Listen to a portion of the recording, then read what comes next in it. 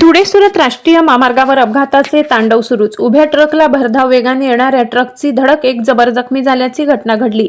12 वाजेच्या सुमारास धुळे सुरत महामार्गावरील कोंडाईबारी घाटाच्या खाली रस्त्याच्या कडेला मालट्रक क्रमांक GJ12BV 6253 हा मालट्रक उभा होता। यावेळी साक्रीच्या दिशेने भरधाव वेगाने येणारा मालट्रक क्रमांक KA39A0199 वाहनाचा अचानक ब्रेक फेल झाल्याने वाहनावरील चालकाचा ताबा सुटल्याने कोंडाईबारी घाट भरधाव वेगाने उतरत असताना उभ्या मालट्रकला जोरदार धडक दिल्याने उभी असलेली मालट्रक रस्त्याच्या कडेला खड्ड्यात पलटी झाली, तर सहचालक कॅबिनमध्ये दाबला गेल्याने जबर जखमी झालाय।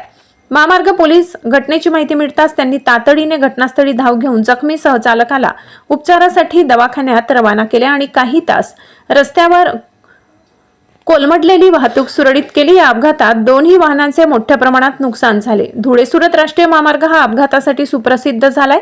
या रस्त्यावर ठिकठिकाणी मोठमोठे खड्डे अपघाताला खुले निमंत्रण देत आहेत। रस्त्याचे अपूर्ण काम, सूचना फलक नाही असे अनेक समस्या या महामार्गाला घेरत आहेत। तरी पण महामार्ग प्राधिकरणाचे अधिकारी लक्षच देत नाही हे आश्चर्य। लोकशाही हक्क न्यूज चॅनलसाठी जयस्वाणी, विसरवाडी।